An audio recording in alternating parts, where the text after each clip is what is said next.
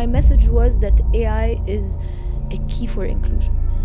Why? Because at the end of the day, forget the ecosystems that are present in the capitals of the big Middle Eastern countries. But if you go down in the regions and how people are unable to really express themselves with perfect English, with great pitch polishing, even using AI tools is great. Half of our youth plays Call of Duty. American soldiers shooting Arabs. We need our own meta that has distribution for us. We don't want to be switched off when we talk openly. We need our own LinkedIn. We need our own, if you look at China, for example, they have it and it's huge. I know a lot of people who were ashamed to speak their own language. Myself, I caught myself the other day, literally, I saw a guy with a beard in a dark street in Europe and I changed the street. Yes. Just imagine the bias that was implanted in me subconsciously, and I really had to oh my God, what did I do? Let's start getting along first. Let's start doing trade together. Let's start open our borders to the youth that is very skilled. We're not. Content, as you said, there's very little original Arabic content. Distribution is not in our hand. And when distribution is not in your hand, it means it can be switched off overnight. So I know it's called Unfiltered, but yeah, let me lay it out. One, are we really united as Arabs? No.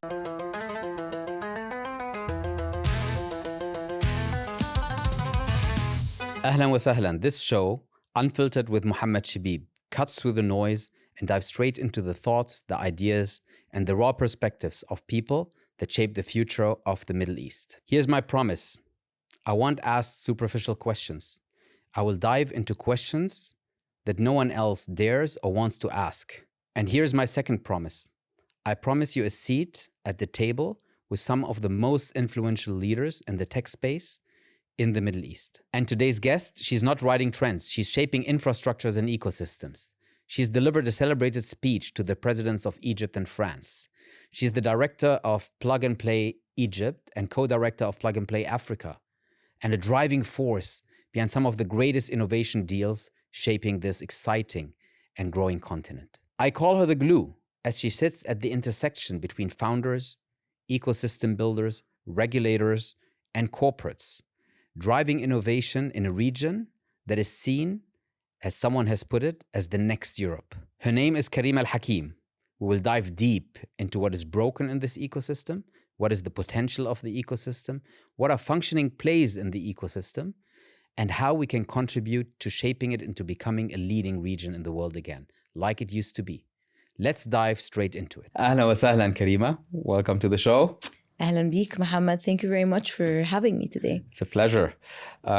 Before beginning, I want to ask you about a thing that I've noticed across your social media. I see penguins, I see balloons, I see lots of emojis. I'm pretty sure looking at you, this is intentional. So what is behind this? So yeah, definitely a lot of things are intentional. I can break them down very quickly, but the overall idea is that I work in a serious space. I try to keep myself entertained and light. So adding joyful emojis or emojis with meaning sometimes is a way for myself to express myself in a potentially censored environment, or an environment that asks specifically women leaders that they need to really become a bit more stiff, a bit more rigid in order to achieve some success.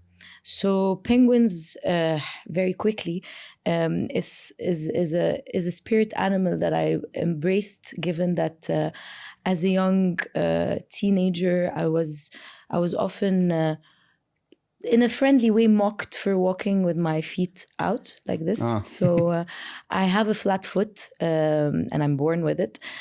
So this was one of the ways to really embrace this. I made my Instagram handle about penguins. I used to write in my French university's website under the name of the Penguin Chronicles. This way I would create some mystery around it, but also just in case, self-protect myself by any mockeries about the way I move. And yeah, so it stuck with me. And on LinkedIn, you'll see probably when we share this with the audience, that I have some child angels. It's a tribute to the unfortunate, very horrible things I've been seeing, where children are the ones losing lives. And I think so many angel children entered heaven the last year and a half, or even before. And this is a tribute and a reminder to everyone, in a subtle way, of course, but everyone understands what I mean by this. And the balloons are also for people to not take things too seriously while really hustling and working in a very serious, fast-paced environment. So this is a bit of a breakdown, but again, it's a self-expression and also tribute to a lot of the colors I like to wear to keep things light. Do you get questions for that in your day-to-day? Nothing particular, but a lot of people who tag me, especially entities with a serious name, they always kind of think about, okay, why are they so messy? But they end up looking at the messages I try to champion, and I see eye to eye with most of my stakeholders and collaborators. So far, I am respectful of everyone's position, but that's why I try to use nice and light expressions that will not make anyone uncomfortable. Okay. Interesting. You worked in France and you worked in Egypt. Yeah. So it's not long ago that you moved back here. Not too long ago. No. I moved back here in 2016. Exactly. Yes. And still today, like if you look back, what are the key differences for a power woman like you between being in France and being here? So I don't think I was anything power related when I was living in France. I had just graduated from my university, studied, I had a master's degree in market research, and I joined a very large corporation that is a multinational called Danone. I was working in market research, strategy, and insights for yogurts. So maybe it's not very inspiring to be doing market research for yogurts and dairy products, but it was really very, let's say, enlightening. And I learned a lot about how big corporations work and how to navigate them, which led me to wanting to leave France, to move back to Egypt and not just contribute to my country's, let's say, development, but also really find more of an entrepreneurial spirit where I could thrive. France is a great country. It is not a secret that it has one of the highest bureaucracies in Europe, but also Egypt is not it's not a seamless environment to do business. However, where I could really add value is back home. And I still keep very strong ties with France. I think building bridges with France is extremely beneficiary for Egypt, but also the African continent.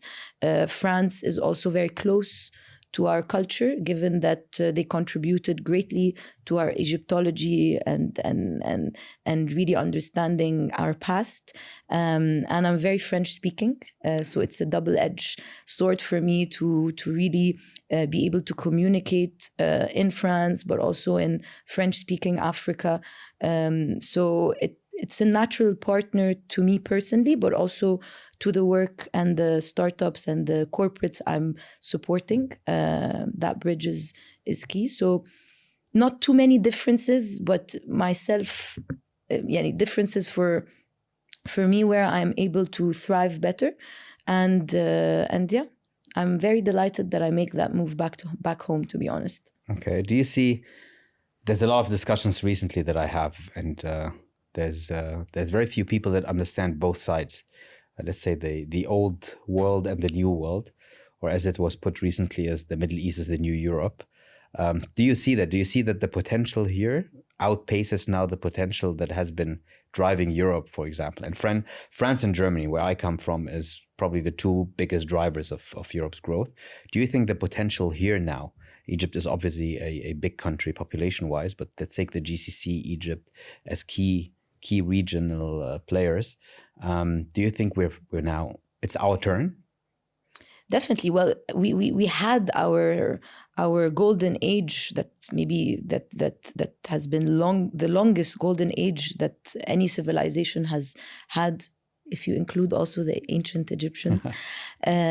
But yes, so France and Germany can power the growth that we're ready to have by sharing knowledge, by even forming the youth. So I'm a product of French education, be it in Egypt when I went to the lycée, or when I studied in a very French elite university, actually. So I can definitely tell you that it is our turn. Our demographic, is what really drives it forward. The need that France or Germany has, or even Western Europe as a whole and the US have, is also the consumers. Where's the youngest population very highly adopting technologies? You see how mobile money is really booming in sub-Saharan Africa, for example. So the adoption rate on the continent and in the Middle East is very high. So our strength is the youth, but also we need to ensure that this youth is well-structured, educated in the way that can allow them to really generate wealth, and not just defend what they already have and own.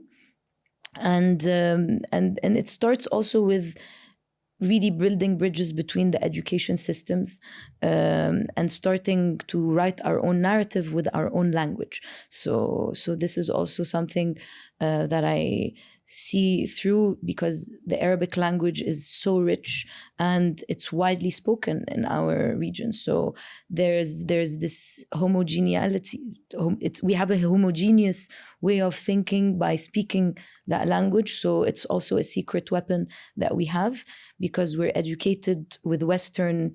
Some of us, not all of us, but a lot of us have Western education and mastering languages like English and French. But in the same time, our secret weapon is that we all speak Arabic somehow. We all almost understand each other, but at least Egyptian Arabic has been widely appreciated and understood through our previous dominance in movies and cultural constructs. True. You spoke about Western education now a couple of times, right? And one of the themes that I have for this podcast is I think we have so many Arabic origin geniuses around the world, leading top universities, chairs, leading top companies even around the world. If it's not an Indian, it's an Arab usually, right? Leading some of the biggest places and biggest chairs in universities. And recently I had a guest, one of the very outspoken AI persons here in the Middle East, Giorgio Torre, and he said that the recent developments around AI specifically, and you spoke about the Arabic language and probably refer also to LLMs driving the innovation space. He said that what we see right now in the AI space is, for the first time in ages, in decades actually, an opportunity for regions like the Middle East to climb the innovation ladder much, much faster than before. So we don't need a lot of assets, a lot of investments in order to be able to innovate. Yeah. How do you see that in the ecosystem that you're in at the moment? So this is something that I actually mentioned since you introduced me with the presidential address that I had to the Egyptian and the French president. My key message, because I had only 2.5 minutes and they were very strict about it. And they were packed with a lot of things. But my message was that AI is a key for inclusion. Why? Because at the end of the day, forget the ecosystems that are present in the capitals of the big Middle Eastern countries. But if you go down in the regions and how people are unable to really express themselves with perfect English, with a great pitch polishing, even using AI tools is great. I'm not talking about building LLMs in the region, especially from, let's say, emerging countries that are not as liquid as the GCC countries. This is something else. But I'm talking about AI as a tool for inclusion that really breaks the barriers of language. People can now generate their decks in multi-languages. They can have an avatar represent them, women who have maybe more of a conservative background that don't want to show face directly, they can create their own avatars. And this avatar can be interfacing with their users, with their investors, etc. So I'm talking about really small things that allow the region to build faster. And it's also a means of building with no code. So code exists, of course, in the background of all this, but now you can literally build faster, have less engagements and investment into pre-tech launch, pre-product launch. So it's a driver for inclusion, especially for markets that have a wide population that is not necessarily exposed in the capitals, exposed to global opportunities. And this is potentially a way for us to bring forward the non-traditional solutions that are usually coming from centralized locations in the Middle East. That's a good point. I mean, you work for giants like Fawry, like Orascom, like Plug and Play now, global giants and regional giants.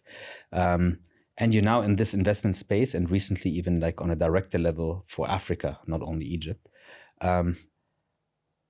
Using this new Gen AI approach, let's say, to get this inclusion really going, do you notice any difference in the investment landscape in this region right now? So for now, I usually invest at an early stage with Plug and Play.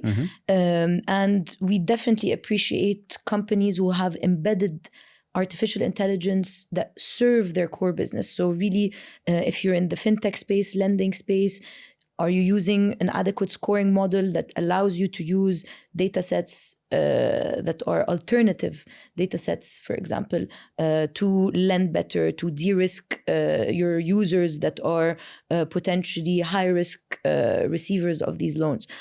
So we do appreciate this very much.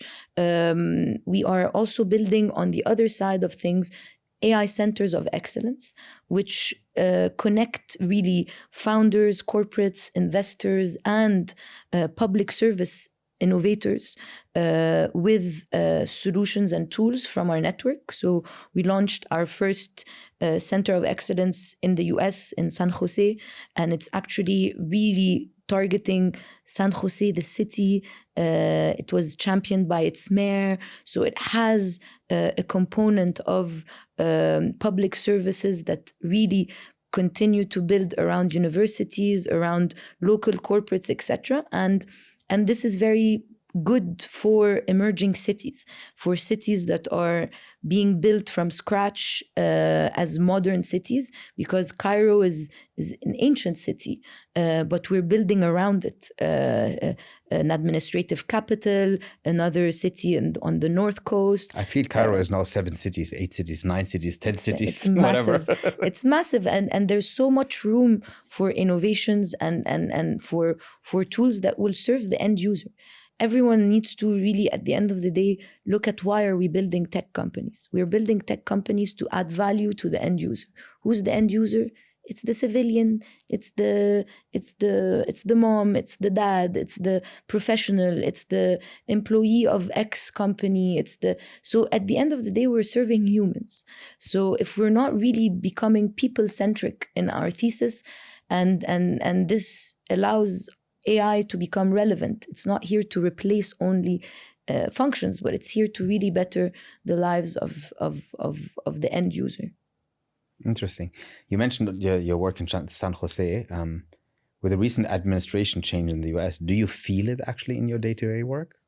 So definitely, I did not contribute personally into the San Jose Center of Excellence because our teams in the US are very well anchored there, and we operate with them global opportunities, and we are actually not branches of Plug and Play. We're really integrated within. One firm approach. We're one firm approach. I have a weekly, maybe not every week, but a weekly FaceTime with our CEO and founder. On Monday, we have the EMEA director call. So we're quite well informed and integrated in the system. But for what you meant with the recent administrative changes or administration change in the US, yes, definitely affected directly some of the work I've been doing and building in Egypt and the region. So it started with the executive order of stopping all work with USAID. USAID has been a great partner to us at Plug and Play, whether it's under the hat of USAID or just really the contribution of the State Department to Africa and Egypt. We developed accelerator programs with them to support the inclusion of founders, technology companies in Aswan, for example. They've been a great partner to us in sponsoring our efforts in the big innovation hub that we're holding in Cairo in partnership with the government. So we were almost at the end of our term with some of the work, so it did not really affect the physical current programs, but for the future we had been awarded a very important opportunity to drive US investors and US VCs into the African continent. This was put at a stop, for example. But again, I think moving forward from this and communicating to the world that yes, there are some macroeconomic and out of your hand changes, but the way we adapt, the way the US administration will continue to probably support the same verticals but under a different hat. I understand elements of governance were at play for this, so hopefully there is some sort of oversight on new programs that could still do the same exact thing to support founders, specifically tech founders in Africa, in Egypt, because this is where also you're gonna remove poverty, remove big questions of integrations of a continent that needs to be integrated now before any other locations, because this is where the future youth in the next 30 years will be located. Look, for me, to be honest, like when I saw the flood of executive orders coming in the last 3, 4, 5 months or 4 months, I have really thought to myself, man, what other wake-up call do we need in this region? Because what we have is and take the US as just one example, right? Yeah. And I don't even judge. I'm saying like every country around this globe has its own interest policy, right? And they are very opportunistic and very strategic on one hand, but also very opportunistic at, okay, it needs to benefit me first. And this America first approach, I think, was to be expected. And I think Europe doesn't do anything differently. What they do is they package it in a probably more diplomatic way. But at the end of the day, for us in this region, and that's my interest right now, is how do we become independent? Because let's face it, right? If they say we switch off your access to technology ABC, let's say we switch off the power. You switch off everything, the entire ecosystem, Yeah. The entire economy will die. I was recently in a country where OpenAI does not operate, right? And when you are on ChatGPT, you're like, you're on how a do I survive? You're on VPN. You're on Yeah. VPN. You need to go on VPN, and it's sometimes a little cumbersome to connect to a proper VPN, and there's deep packet inspection that blocks it, throttles it, whatever. So when you think about it, why don't we build our own? And when I say our, I don't mean Egypt, I don't mean UAE, I don't mean KSA, I don't mean Jordan. I mean a pan-Arab kind of sovereign technology layer that serves all Arabs. You spoke about the language as a commonality. Language is character. Basically, we have a culture that unites us through the language, through the religion partially, through the language to a large extent. Why don't we see any initiative at the moment that drives actually the Arabic thing? 50 years ago, there was such an initiative on a political level. And today we don't see anything like that to become independent of external technologies. So I know it's called Unfiltered, but yeah, let me lay it out. One, are we really united as Arabs? No, of course not. Exactly, thank you. So, and are we equals on terms of liquidity, infrastructure, even? So again, we need to clean up house a bit and really talk about the uncomfortable conversations that we may have, the elephants in the room. Are we really on the same side? Are we always really motivated by our nationalistic component, sometimes tribal or even just money money issues, so it's maybe business related. It's not really sectarian at the end of the day. No, it's not. So it's definitely usually not. So we need to look at ourselves first. Are we ready to collaborate? Are we ready to stop being jealous of each other? Blah, blah, blah. That's one thing. And the second thing would be, we don't need to be isolated from the rest of the world, because again, if we are to thrive as humanity, and again, that's really something that I've been thinking about too long in the past year and a half or 2 years, if we're really going to think about these big human questions, and I think that next generation, the Gen Alpha, Gen Z, these guys have different motivations in life. They really think about, why am I doing that? Are we really creating impact, etc.? So there's some sort of potential, let's say, demographics that will play to unite the world, not just Arabs. And we do need some sovereignty on the solutions, but we also really can't fall back in the trap of protectionism, of, okay, let's create walls around that Arab region. And again, when you mentioned the models that we can build with Arabic LLMs, etc., the Arabic language or Arabic content on the digital realm, forget AI, is less than 10%. So if we're not even putting Arabic content. I know we are both Arabs and we're speaking in English on this يعني podcast. كان نفسي نعملها بالعربي بس لا بالعكس. This is not a problem, because we want an international audience to understand that you have us. on Yes, outsiders, exactly. So this is fine. But again, our kids need to speak Arabic as much as they speak English. And this is something that I've been seeing, and I'm sorry, I know half my friends don't even watch LinkedIn or anything, so I'm allowed to maybe say these things, but it's some kids are born and raised in Egypt and they're not kids, they're like teenagers and they speak Arabic like أجانب. I heard it yesterday in the hotel. أنا ما أسوي كلام كتير عربي. عربي. It's literally what I heard. Sometimes with an accent. Yes, with a very I don't know what it was, Asian French accent. Exactly.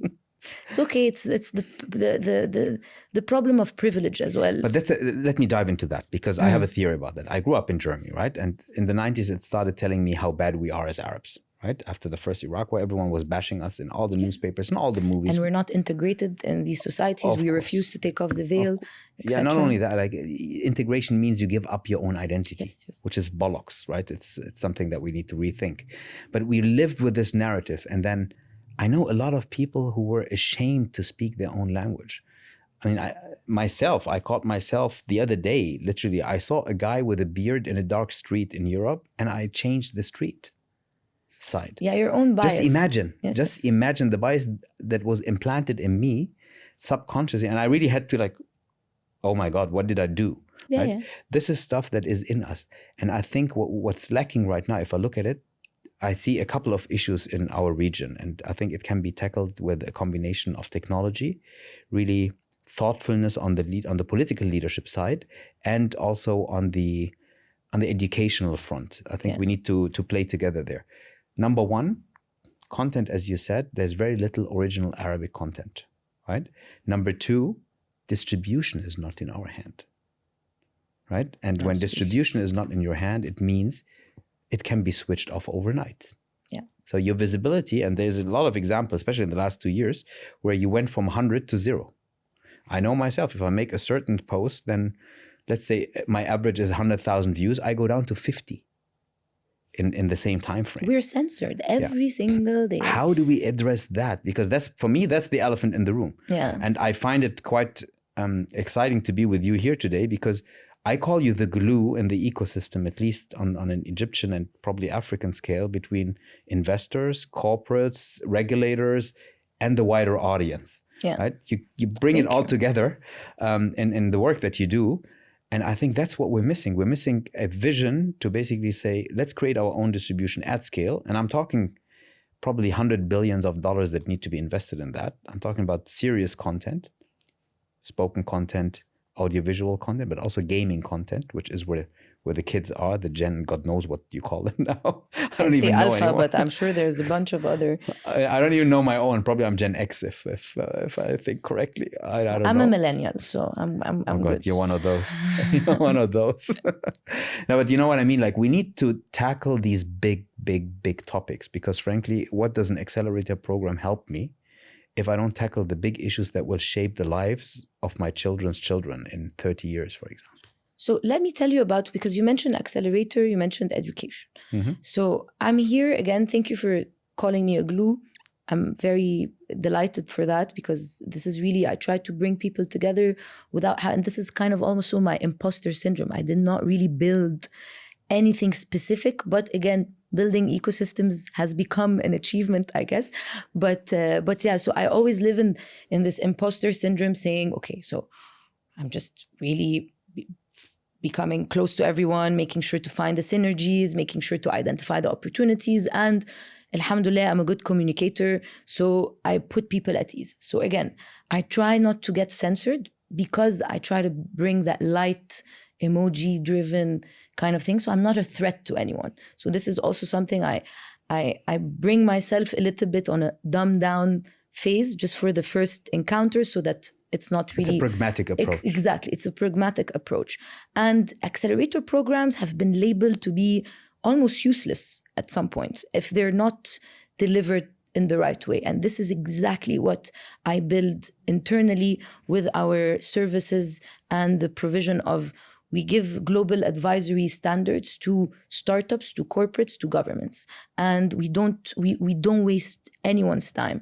And for me, time is the big component. So when founders enter any of our programs, their time for us is the most precious element. So if I end up wasting a founder's time, it is for me one of our biggest failures. So if it can be founder's time, it can be a client's time, etc. So when we manage accelerator programs, we really look at the, as we say it in French, I'm going to say it problématique, like what is the big question I need to solve for these founders? Is it access to capital? Is it access to new markets? Is it just upskilling, talent acquisition questions? So when we solve this, we solve it on a one-on-one basis.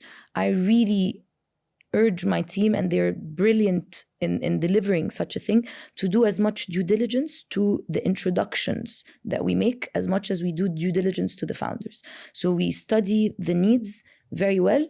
And when we come to connect another investor to that founder, we probably spend as much time digging behind how is this investor deploying? Do they have a hidden agenda of not really investing in Egypt these days, so that they're just here to and this is a normal thing to do. As a VC, you really want to build a future pipeline. So when you're invited to come meet founders in Egypt, you say yes, why not? But for us, the introduction to capital is deployment. So we learned by making some mistakes, by doing these big investor weeks, and nothing really was coming out of it. And you're like, why? And then you realize that this fund did not close, the second fund. So they will never promote. Classic. Exactly. No one's going to tell you, oh, by the way, I don't have money, I'm still closing that fund.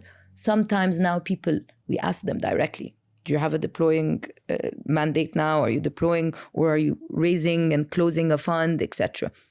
So a lot of these works usually are not done properly by enablers, because at the end of the day, you're just connectors. So we don't just connect, we connect to implement eventual strategies, implement POCs with corporates. So same goes with the corporate partners that we work with. Do you have an innovation thesis, or do we need to go back with you and introduce you to our open innovation team that is a purely consulting team based out of Europe with other assets around the globe? So it's, again, not very time consuming for our teams, but at the end of the day, it really doubles down on the delivery that we are able to provide to our clients or stakeholders, who are mainly the startups. And on the education front, I think education is very important. Unfortunately, if you look at the global investment landscape in EdTech, it is almost at a very low penetration. Why? It's because edtech has been perceived by the big markets like the US to be not very VC backable these days because the exits are very little. A lot of the venture capital companies, they invested in that space and they didn't get the returns they were hoping. So there's a big black cloud around edtech. But don't you think that this is I've thought about it a lot. My feeling is the reason is that they're not really groundbreaking innovations in edtech. They're like incremental innovations. No one dares to really. I really firmly believe universities, the way I have been attending them, should not exist anymore in 10 years from now. Yes, thus edtech and needs no one to is exist. working on that. But edtech needs to exist. Why people are not playing the edtech and wearing the edtech hat is because capital is scarce and they've been told more than one time, this is not VCs are not looking at this anymore. So this is a very big Western construct that should not exist in emerging markets. We are an emerging market, emerging region. But who's paying? Who's investing? Who are the VCs driving? Tell me, you're the glue. Where are the LPs? You're the glue. Exactly. So this is kind of something that we try to change. So we try to, I'm not going to say educate other investors. We try to promote different theses. So sometimes it needs a lot of work with accelerator programs. So for example, working on an accelerator level to bring these founders to opportunities so that we give them more exposure to sector agnostic investors who will then maybe get convinced that they should put their money in edtech and not in a fintech company. Maybe now with artificial intelligence being a tool, we can allow these edtech companies to enable and wear the AI hat. We can allow, we can start even convincing non-traditional VCs or like not VCs, non-traditional investors to become more investors in the tech. For example, these big companies that have real estate, for example, these big real estate giants who have capital and are working on a brick and mortar side very well. So for them, education is important because they have families that live in their developments. It's community building. So maybe we can develop this approach to them and tell them, how about you run some sort of education technology investment arm. They don't need to wear a hat of a VC, but we can always create a corporate venture capital thesis for them, help them identify founders or even tech-enabled SMEs to enter their ecosystems. So really understanding how we can turn corporates into drivers of investments in the technology space, this can also become a tool to avoid these, very straightforward rumors that will not really change the venture capital landscape while it's being driven by people in a different geography than in the Arab world or in Africa, etc. If you ask me, I would say the VC scene or the early stage investor scene in this region still is broken. Like I've come here in 2011, I think I've done my first startup in the region. And ever since then, I see there's a lot of activity, but the maturity level of really building pipeline, assessing the founder-centric approach still is not there as you have it in a more mature setting. I personally switched, to be honest, at one stage to corporate venture rather than the classic venture capital. And the reason for that is venture capital here is not seen as venture capital, it's called risk capital, which means the focus is on minimizing risk rather than maximizing opportunities. Which is the kind of the opposite of the, original thesis. Yes. So yeah, definitely, maybe culturally speaking also, we don't like to fail, while the original VC model started with the opportunity of like, please fail so that we can back you in your next venture, etc. So 25 or 30 years ago in the US, failing was the ultimate, success that will drive you into more money and it was literally a stamp to say the likelihood of this person having success in the future has increased. Yes, and by the way, we're not the only, let's say, nations that are avert to failing. A lot of European cultures also have that, عيب from the failing. So a lot of the non-US based cultures are struggling to get that VC right. So doesn't mean so there's no one size fitting all. So it's okay to say we are doing an Arab VC model where we need the conglomerates and the big companies, the enterprises to lead the way, because traditional funds that are seeking that specific return will not really back it. We can always say it's corporate venture. So, and this is actually, and you mentioned maybe like in my career, this is how I actually developed. I learned so much joining Fawry, for example. So Fawry is a publicly traded fintech company. It's a spin-off from a big conglomerate backed by serious money from the get-go. They did not do a typical VC model. So it's a very mature founder, extremely knowledgeable. Technology is at the core of this company. I reported to Ashraf Sabri, who's my mentor, directly, and I was investing off balance sheet from that company. And the thesis that we were driving as a direct investor off balance sheet was something that has to be linked to the core business. A lot of impact was driven from that. You have a bit more restraints because you're publicly traded. You have to report to a board. You have to disclose a lot of the investments that you're making, their valuation, because if it's a publicly traded entity, you say, I paid you $1 million in return of X amount of shares. Thus, anyone with a calculator, they can just find out the valuation of the company right away. So it was really... It developed inside me something that has to do with, okay, if there is a stake and a win-win situation, you can convince a big player to invest, even if it's a non-strategic stake, 10% stake, just for them to even acquire market share. So you can motivate different investors to come in, different type of investors to come in and develop the ecosystem of early stage companies by looking at the different solutions you can get that will actually drive their business forward. It doesn't have to be a pure return. It could be just to add a layer of technology to your business. It's to potentially acquire market share. It's to potentially enter new markets. So Fawry entered Sudan through a direct quote VC ticket in Kashi. And I've been using this example because for me, it was my first deal outside of Egypt in Africa.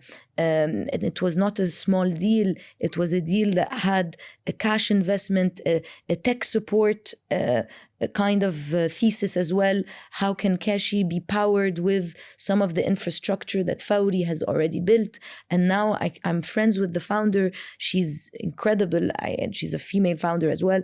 And she is actually collaborating with Fawry on the daily post-war, during the war in Sudan.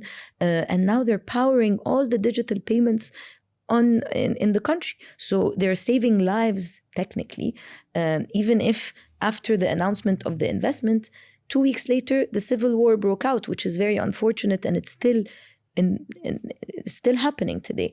So if you look at how Fawry was investing in companies like El Menus and Bosta, last mile delivery company, where merchants are really the core of the business, and Fawry has a stake with merchants, with their POS, with their e-commerce platforms, etc. So you can see that you can really develop strategic investments for corporates, and this can be what brings the Arab ecosystem's uniqueness, is that we don't really rely only on VCs with LPs that are pure, let's say, with the mentality of that VC money, etc. But you also collaborate with corporates, and this is where my work in Plug and Play becomes also very relevant, because we don't only work with governments on accelerator programs, but we do private advisory to big entities, corporates who are yet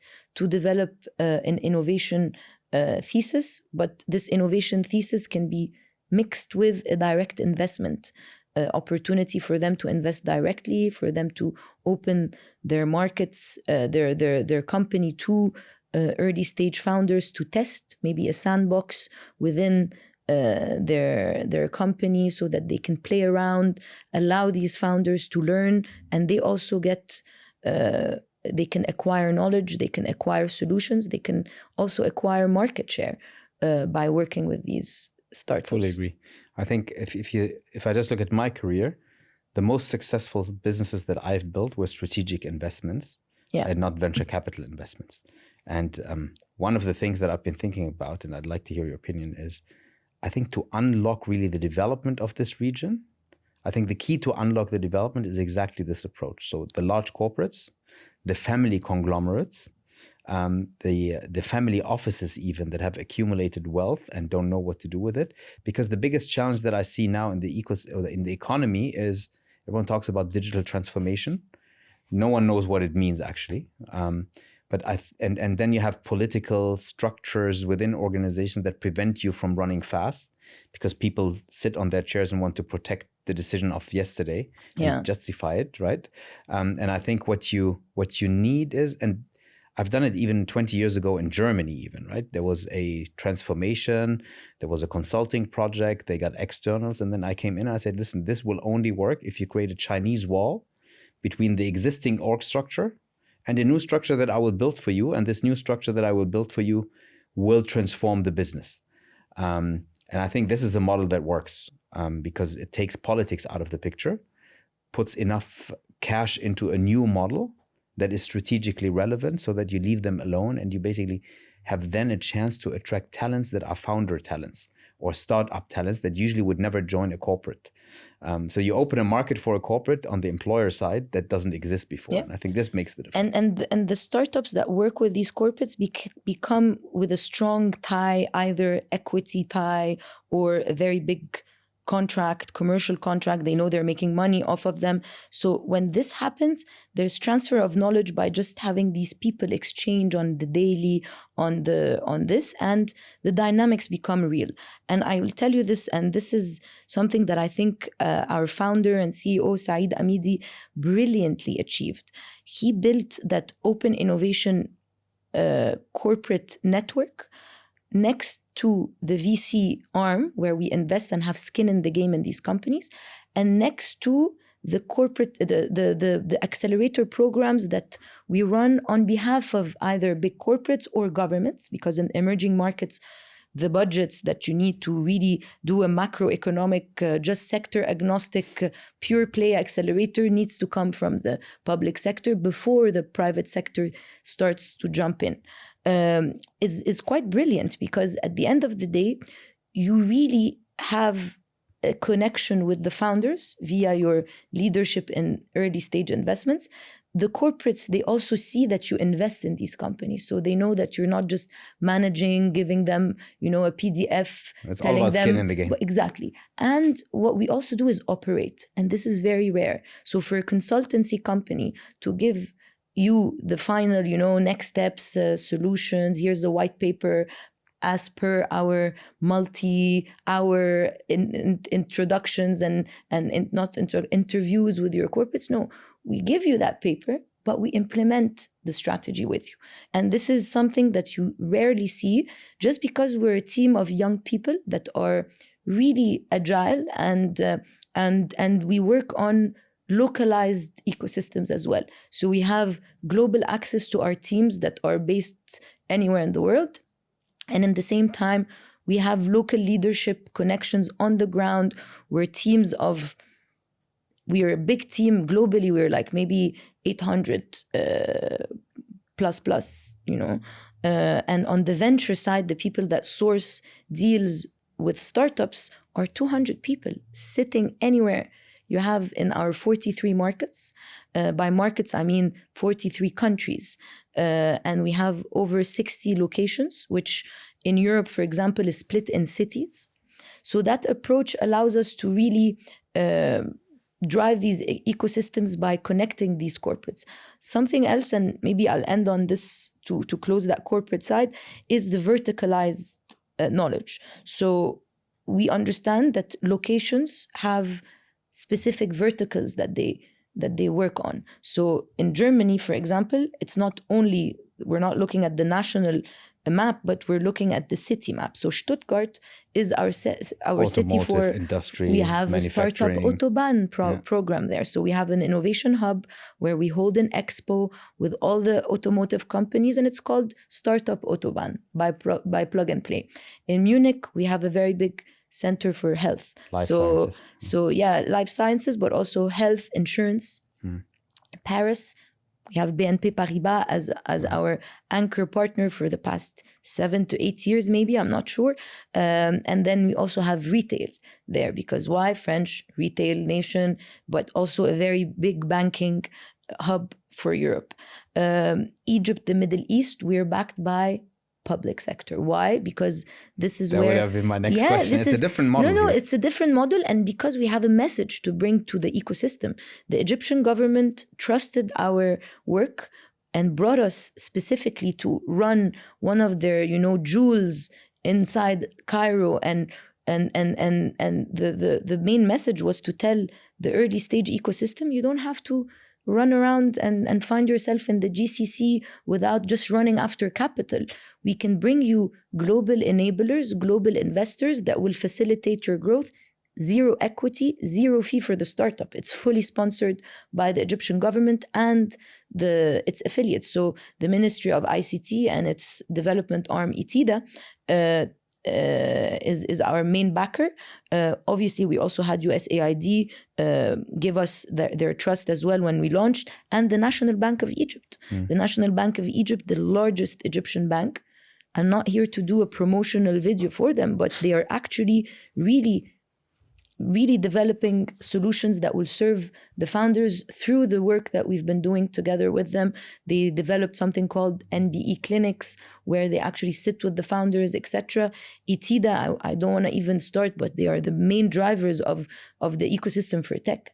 They have, and they don't only work in Cairo, they work across the governorate. So they provided us with an infrastructure that we couldn't imagine to bring us to Upper Egypt. They have something called Creativa Innovation Hubs, where they provide free of charge access to founders within the vicinity of universities, with very high speed internet, innovation labs, access to IoT solutions, etc. So they also allow players like Plug and Play to enter Aswan, to enter Minya, to enter Fayoum. So these are areas where we wouldn't have been interested. It wouldn't be in your radar. Not even. We can't. We have teams that need to be agile and working around. And if we didn't have offices that would support global calibers to work from, we would just want to do it remote.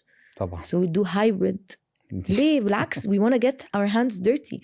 And it makes a huge difference when you're face to face with people on the ground. So sector specific approaches, not necessarily we can do sector specific programs in Egypt, but we don't have the geographic constraints that sometimes you have in Europe, given the maturity of the market. And also at the end of the day, the corporates in our region, and this even includes the GCC, are not the same size as the corporates of the West or even Asia, because they have developed different market dynamics, and these conglomerates are 10 times the size of the largest conglomerates in Africa.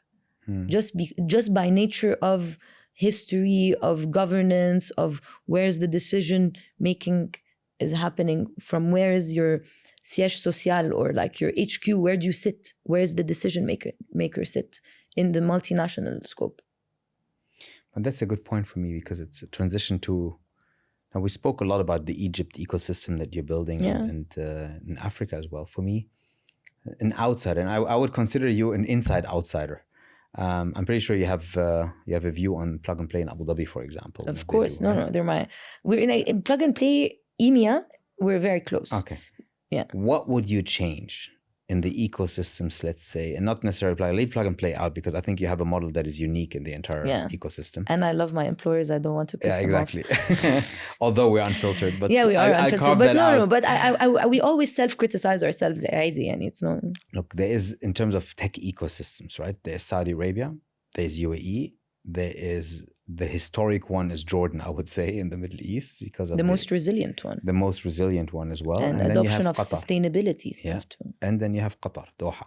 These are like the key ecosystems here. A little bit of play in Bahrain, and Iraq is coming as well. Iraq is coming. But what would you change? In the GCC? Yeah, مثلا. What would, like, I have two questions actually, and they're not only partially related. Like, how do you prevent companies that have been founded in Egypt to relocate to Riyadh, مثلا, which is happening frequently in the past? And honestly, I think it breaks my heart, not because I don't like Riyadh or whatever. No, بالعكس, but I think. أنا هقول لك, I have the answer. Yeah.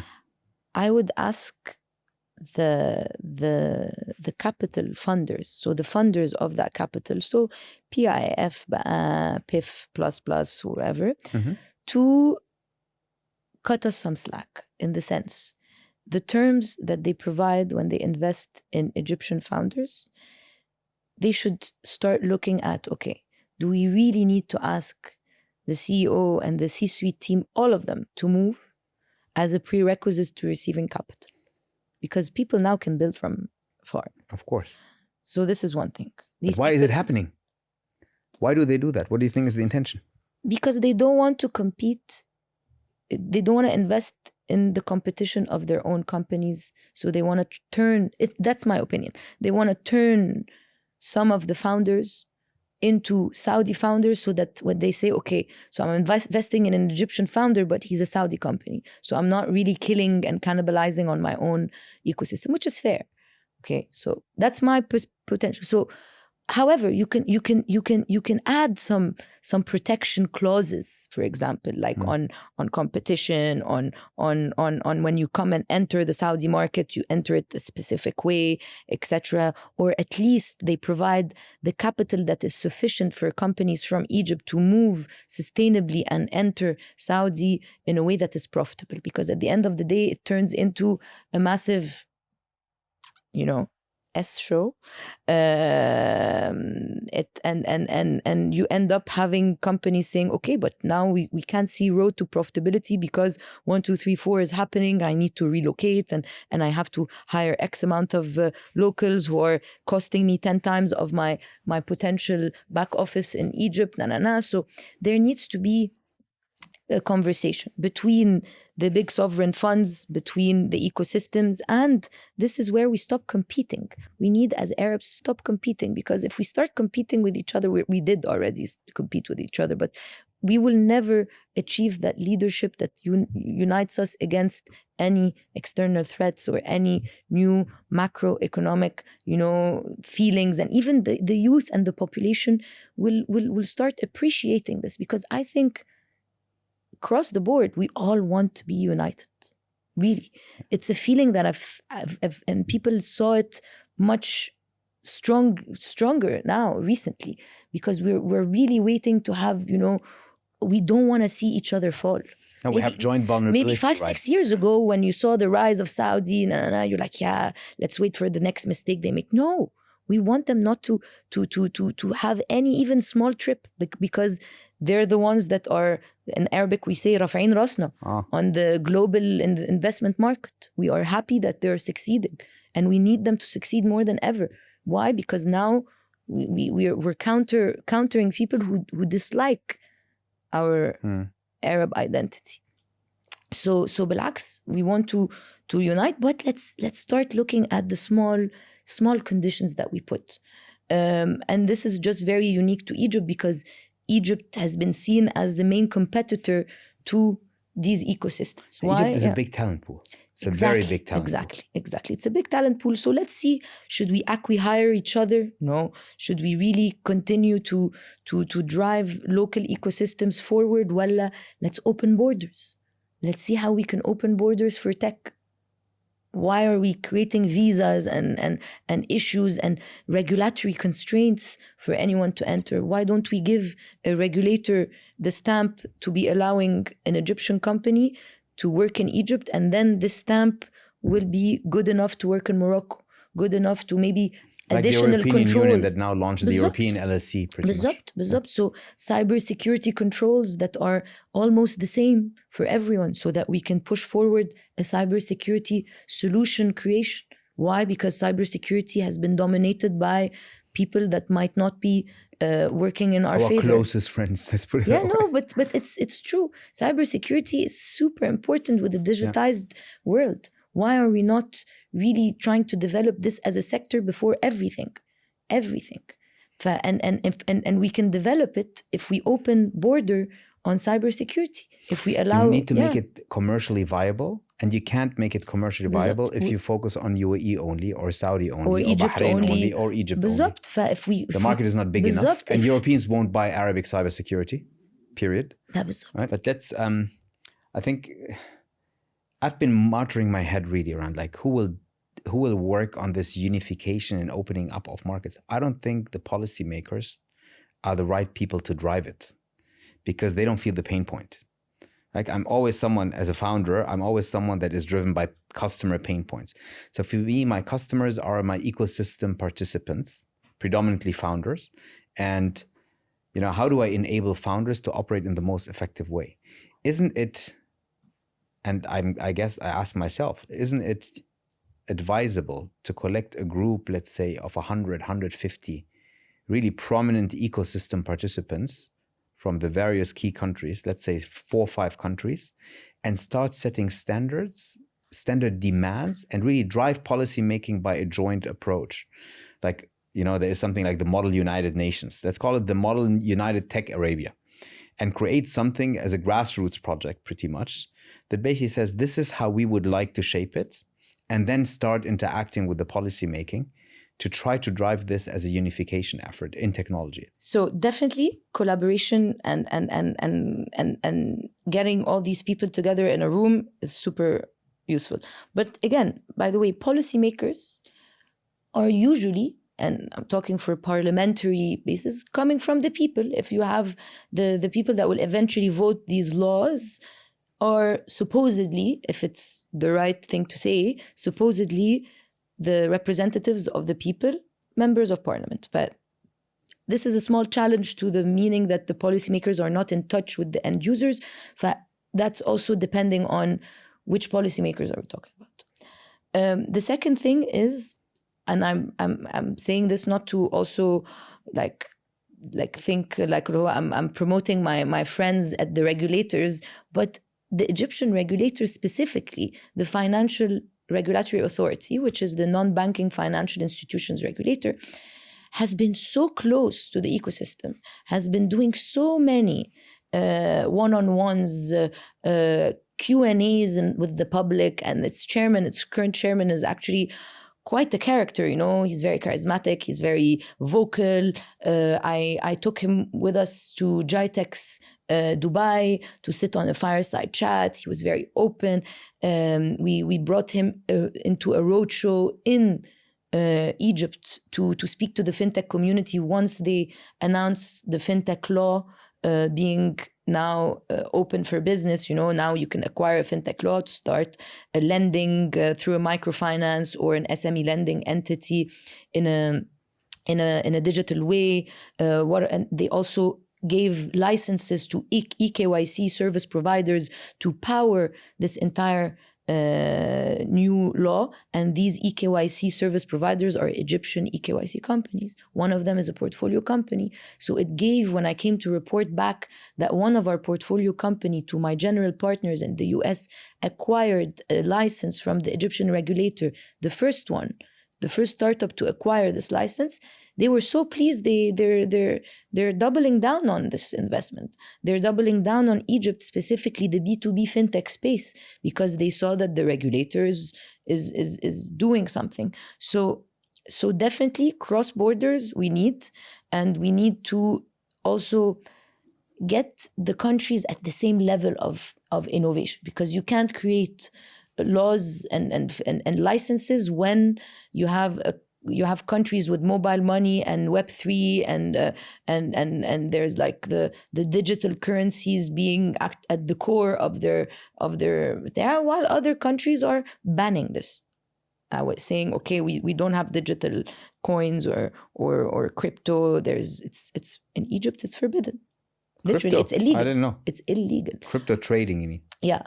So it's and sometimes there's a reason why it's frowned upon now. Why? Because we're not ready to open the gateways for Egyptians to start putting all their wealth in a digital frame and remove all their deposits from the bank and yalla bina بقى خلاص. And we are going through, or at least we were very recently going through something very serious on a treasury situation. So it makes sense to take steps in availing these new technologies that are not necessarily built here, adopted by the general public in general. So once you see this adoption happen, it could without the proper controls, it could be a problem for the overall economy. If we start talking to level up the countries on in terms of what is important, so first of all, I think cybersecurity is the most natural one, logical one. Why? Because every service now is digital lending, digital banking, etc. So if we start with cybersecurity as a unified regulatory thing for all of us, so that the cybersecurity companies, the startups, the tech companies, the service providers and cybersecurity can serve each other's markets and grow stronger, دي أهلا وسهلا.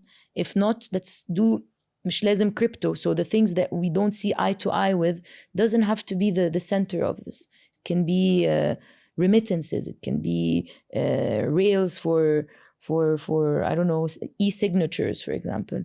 E-signature is a key thing for me. So things that are basic, usable, non-controversial, not banned in other countries, so that we can... I'm thinking big like pillars of creating sovereignty and independence. And one of them that I see, and I talked about it earlier, is distribution, right? Yeah. So do you think there is a case that you would make to, let's say, gathering, 40 corporates that are big enough around the region and say, listen, we need our own Meta that has distribution for us. We don't want to be switched off when we talk openly. We need our own LinkedIn. We need our own, if you look at China, for example, they have it and it's huge. And we don't know anything about it because when you Google, for example, or no one Googles anymore, but when you Perplexity or GPT it, you don't see anything about Chinese companies that are so huge and so dominating in their market. And Russia is the same. They have dominating players that are outside of the standard Western narrative, as I call it. Why don't we start really gathering capital to build something dominant for us, for our narrative? What do you think? So I'm a bit wary of this strategy because at the end of the day, China is isolating itself. Russia, okay, regardless of the sanctions, etc., it showed that this was China robust. is part of BRICS. It's not isolated. It's isolating from our culture. I know nothing. They know nothing about us. So I'm someone that appreciates a global narrative. Okay, so if we build our own LinkedIn, for example, I won't be able to tell our founder stories to the rest of the world. So this is where I'm wary about this. Do we need something to not censor us for the future, just in case this continues and even gets worse? Definitely. But should this be built for Arabs? No, I don't think it should be isolated. I think here's another thing that I always have on my mind. Why do we create companies with the intent of being purchased by someone from the West? Mish. I want to build something that is big enough to acquire one of those big players somewhere else. Yes, for example. We can So definitely, not isolate, but really become powerful. I think that's the point. Absolutely. In this case, yes. So we don't need to build our own LinkedIn, but we need to build enough power to buy LinkedIn, if we can.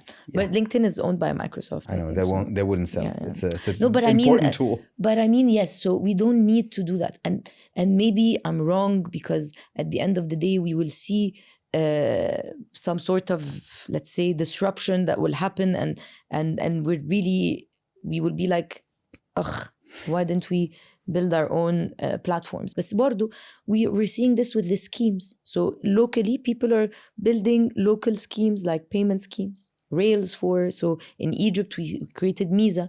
Misa is the local Visa, MasterCard. Yeah. And now when the fintechs are coming to disrupt the existing schemes, there's a reason why now Visa is investing a lot in tech, in fintech.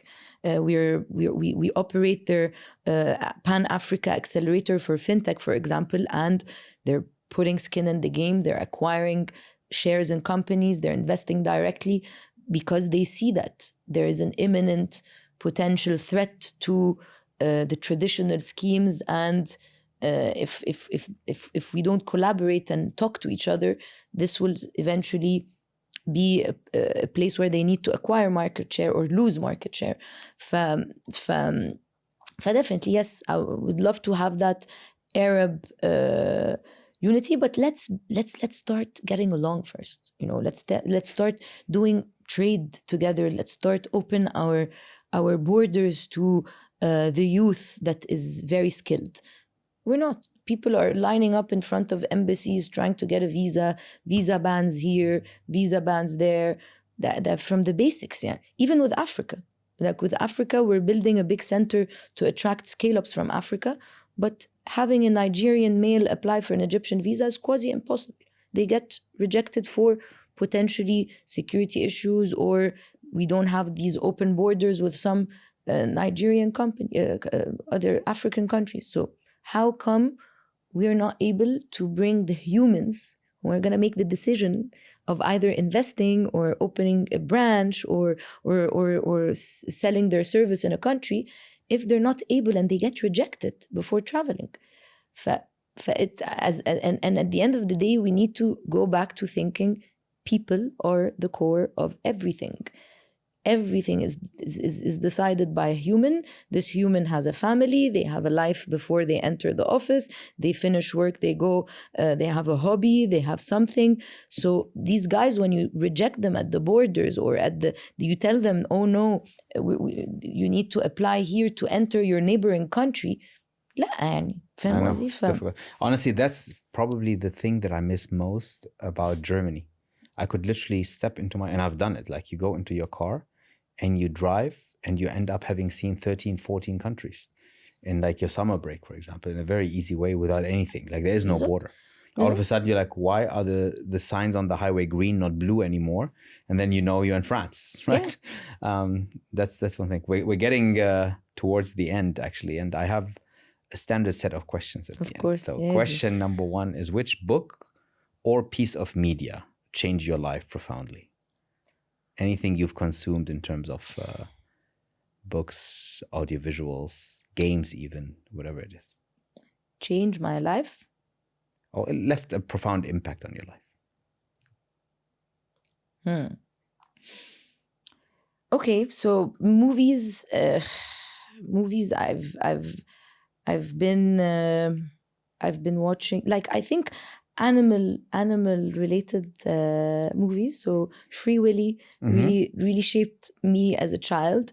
I also have a thing for books that I can't stop reading. So fiction books like The Da Vinci Code. I remember I read it in a day and a half when I was like 15. So and I read it again after. So this really brought me into the world of, politics and conspiracy theories, etc. There's a lot of other books that I consumed. So now I'm obsessed with Frida McFadden. She has The Housemaid Tales. So it's amazing. I've read like 3 books in less than 6 days, back to back, which is crazy. I even stayed in my hotel room in Athens, just not doing anything but read. So I think that was a big problem. My husband's like, "Yalla نخرج." Like, nope. And the weather was not helping as well. So these recent stuff that I've read, what else? So I'll tell you something, actually. I'll be very honest. There's a book that I audio heard. It's called This Naked Mind, which is a self-help kind of book for sobriety or sober curious people.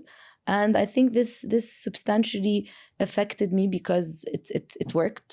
And I'm someone that is much more now aware of my surroundings, etc. I'm very pro sobriety, specifically on alcohol. I'm not a preacher, but it's something that really opened my mind at the time where, you know, it was COVID 2020, where everyone's like really confused and potentially consuming more than they need, anything, substances or everything else. So this one just really opened my eyes into the world of sobriety and really not just substance sobriety, but really being more aware of your surroundings.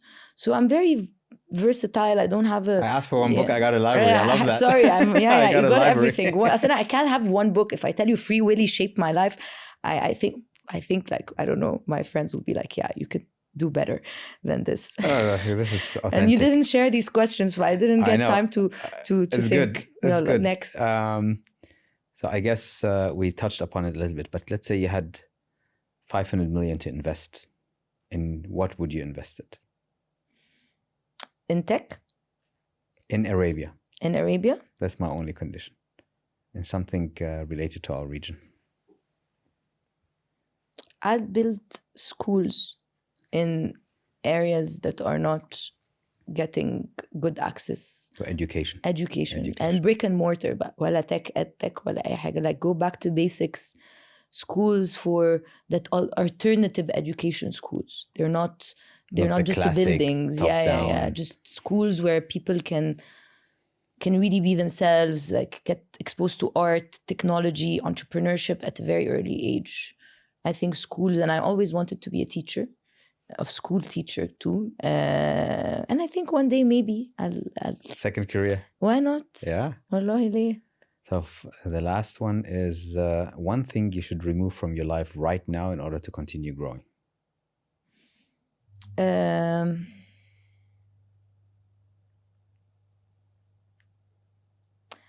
I need to be more confident with my capabilities, and I need to remove completely that imposter syndrome. I've said no to a lot of opportunities because of that, because I feel I'm